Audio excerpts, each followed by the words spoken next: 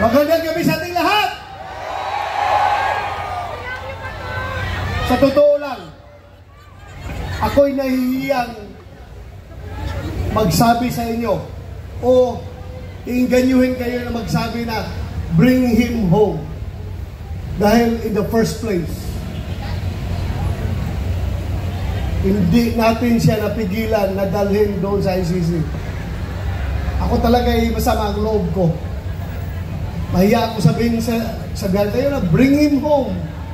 Na in the first place, hindi ko naman talaga siya napigilan na ibiyahe doon sa ICC. Kaya napakasama ang loob ko. Nung nangyari yon, hindi ko alam kung anong nararamdaman ko. Para bang ganito na tayo ngayon, ka-helpless. Sarili nating pulis ang magdadala ng ating presidente, piliting isakay sa aeroplano para ibiyahe doon sa The Hague, Netherlands. On what basis? On what basis? Palaging sinasabi ni President Marcos, hindi namin ni-recognize ang ICC. Kasi hindi ka tayo membro. Sinungaling! Hindi kami nagko-cooperate sa ICC. Sinungaling! Anong ginawang rason ni Pangulong Bongbong Marcos? Interpol! Bullshit! Interpol! Ako! Naging chief PNP ako! Alam ko ano ang papel ng Interpol sa mundo! Huwag niyo akong lukuhin! Commitment sa Interpol! Bullshit! Interpol! Presidente ka! Presidente ka ng Pilipinas!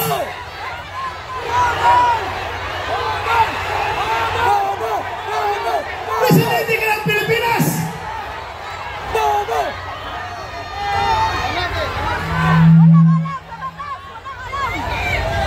Presidente ka ng Pilipinas! Magpa-prison ka sa Interpol? Ha? Pero ang lumalabas, Like and share po tayo, like and share. mas gigil, mas atat na atat sila kaysa Interpol, kaysa ICC. Atat na atat sila na ibiyahin si Pangulong Duterte. Bakit? Diba katungkulan na ating gobyerno ayon sa ating konstitusyon to protect, to serve and protect the Filipino people. Yes! Siniservisyohan niya? Yung mga dayuhan, hindi ang Filipino people. Kasi ang Filipino people, yun ang pinadala niya doon sa The Hague. Alam nyo, habang kinakarga sa aeroplano, nag-struggle sila doon. Wala na ko ibang magawa. Dahil nandun ako sa Davao, kinukoordinate ko yung ating yung petition na ginagawa natin na hindi nakahabol. Hindi ako sumama sa Hong Kong dahil sa gabi na yon, alas 3 sa madaling araw dapat ang biyahe ko papuntang Hong Kong. Pero mayroong nag-leak sa akin na informasyon. Hindi pa rin tulog ang Diyos. Nagsabi na, sabihan mo sila na may warrant na si President Duterte at si Bato. Uhulihin sila pagbalik na dito, galing sa Hong Kong. So tinawagan ko si Bingbo Villardia. Sabi ko, sir, meron ng warrant. Hindi na ko habol dyan. Asikasuhin ko na lang yung petition natin dito. Petition for certiorari and prohibition. Kinordinate ko yung ating mga abogado. Sila tornitor yun. Pero nung kinarga na siya, wala na ko, ano bang gagawin ko? Alam yung nagawa ko? Naghanap ako ng tao na kakilala yung piloto ng eroplano. Pinasabihan ko yung piloto, sabihan mo, pag gawin niya yan, ibiyahe niya si Pangulong Duterte. He will go down in history as the pilot na naghatid sa pinakamabait, pinakamahal na Pangulo doon sa dahig. Sabi ko, merong nagkukomunikate sa amin dalawa eh. Sabihan mo, pagdalahin niya si Pangulong Duterte doon, mananagot siya sa taong bayan. Yes. Mananagot siya. Yes. Pangalan! Search ka din! Search!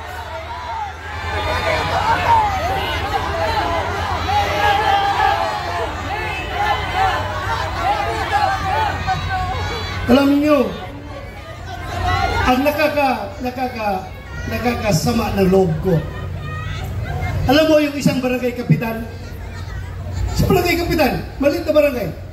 Kausapin mo. Kap, ano tingin mo dito? Ama ba ito? Hindi. Sabi ng kapitan sa'yo, Sir, ikaw naman, sir. Pareho tayong lalaki. Hindi pwede yan, sir. Hindi talaga. So may isang salita. Pero may nakausap ako isang presidente. Dalawang bisis ha. Unang bisis. Doon sa Bukidnon. Kasi nung 2022 election, kung hindi si Inday Sara makasama sa kanilang rally, kasi mayroong ibang commitment, ako ang nagpo-proxy kay Inday Sara. Kasama kami na sa stage. Siya ang kandidato ng presidente, ako ang nag-represent kay Inday Sara. Nag-uusap kami. Usap kami doon. Alam mo, sabi sa akin, hindi siya papayag na makialam ang ICC sa ating bansa. Hindi pa siya presidente noon. Hindi pa presidente. Pangalawang bisis, presidente na siya. Doon sa Malacanang, inibitahan niya kami. Tinanong ko siya, ano ba itong stand niyo, Mr. President? Pabago-bago. Iba yung sinasabi mo, tapos yung mga tao mo, iba ang sinasabi. Ano ba talaga? Mabuti yung lalaki sa lalaki, sir. Sabi ko, lalaki sa lalaki, sir. Prangkahin mo ako. Para I know what to do. Please, prangkahin mo ako. Sabi niya sa akin, alam mo ba to? Kahit gabuhok mo, kahit wala kang buhok ha, kahit gabuhok mo or buhok ni President Duterte, hindi mahahawakan ng ICC. Hindi ako mapayag na papasok ang ICC dito. Alam mo, dagdag niya. Kasi, kung papayagan ko yan, alam nyo, kung papayagan ko yan, after ninyo, mga Duterte, ikaw, after sa investigasyon ninyo, baka kami na naman ang isusunod ng ICC. Tama! So, naniwala ako. Pero bakit ngayon, yung nagkahiwalay ang unit team, bakit biglang nagbago? Bangag! Biglang nagbago. Halata na itong lahat, ang ugat nitong lahat, ay kasakiman sa poder ng gobyerno. Ayaw nila nun papalit si Vice President Inday Sara sa 2028 para maging presidente. Sinimulan nila yan sa People's Initiative. Doon nagsimula. Nagka-litsi-litsi ng Pilipinas. Ngayon, anong nangyari? Saan pupunta ang Pilipinas nito? Wala. We're very much divided. Mabuti sana kung ang division ay 50-50. Ako, hindi ako statistician, pero alam ko, ang division ay nasa 80-20. 80 tayo, 20 lang sila. Tama, Senador! Pero yung 20 na yan, sila may hawak ng poder ng gobyerno. Kaya tayong 80, kaya tayong majority, tahimik lang ang mga tao dahil nagtitimpi lang ang mga tao. Yes! Nagtitimpi lang ang mga tao. Anywhere I go, Luzon, Visayas, Mindanao, pagsabi ng tao sa akin, Sir, sabihan mo yung kasama mo sa Team Suka. Sige lang, sir. Tiis lang kayo. Basta kami, sir, alam namin what to do. Alam namin, sir. Basta kami, makita na lang natin sa balota kapag kami bumoto. Magugulat na lang kayo kung anong magiging resulta. Ako naman naniniwala. Dahil hindi man ako nakiusap sa kanila. Hindi ako nakiusap sa kanila. Sila kusang loob na lumapit sa akin.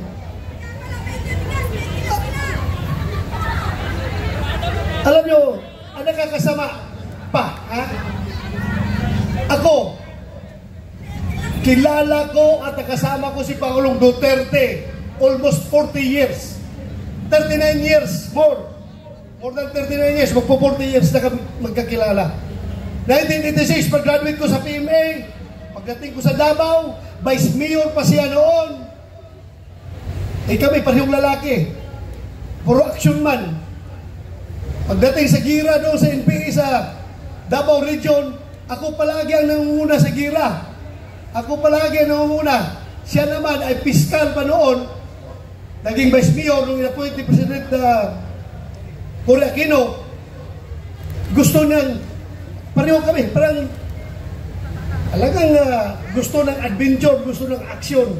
Kaya every time meron ako enkwentro, pupunta siya doon, makibalita o ano nangyari. Ay, ito sir, ito. So doon kami nag-start nakakilala.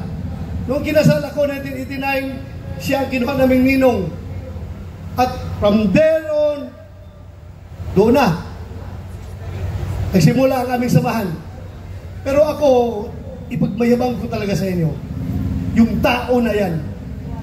For 40 years, nakilala ko siya at nagkakasama kami. Ako bilang pulis at siya bilang mayor ng Davao City. Kahit isang utos na para sa pansarili, pang-personal at pang-politikal na utos, walang binigay sa akin yan si Pangulong Duterte. Ganon po siya, katino na tao.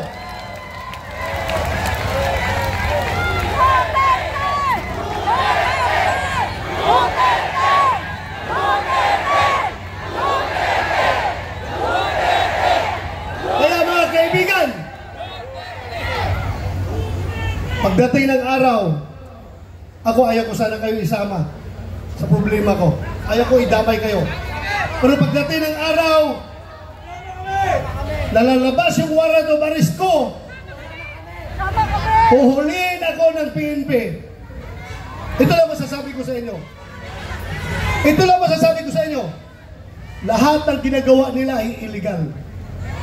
Kasi yung warrant of arrest na kanilang siniserve sa atin, hindi yan nagagaling sa competent authority. Hindi yan nagagaling sa local natin. Hindi yan i-recognize natin dahil hindi tayo under sa kanila. Kaya dapat magkakaisa tayo. Hindi ko kayo dinadamay ha, pero pinapaalam ko lang sa inyo. Anytime of the day, baka ngayon, pagbaba ko sa entablado, nandyan na, nakaabang na sila, arestuhin na ako. Bahala kayo, sige. Balatan niya rin! Kawawa ang Pilipinas! Ganito na lang! Ganito na lang ba tayo? Kawawa! Sana magising tayong lahat. Pero ako, don't get me wrong. Ako po'y nakikiusap sa inyo na kahit kayo'y galit na galit na. Kahit kayo'y nagigigilan ng gusto dyan. Dahil sa inustisya na ginagawa nila, ako pa rin na nakikiusap sa inyo. I am appealing for your sobriety. Sana kalma lang tayo. Huwag tayo gumawa ng dahas. Dahil pagdating sa dahas, bibigyan natin sila ng rason na mag-declare ng martial law. Diba? Huwag niyong gawin yan. Huwag niyong gawin. Huwag kayong gumawa ng dahas. Huwag natin sila bigyan ng rason para magdeklara ng martial law. Kailangan tayong lahat ay kalma lamang. Pero sulit, nagkaisa at gustong-gusto na ibalik si Pangulong Duterte dito. Bring him home! Bring him home! Maraming salamat!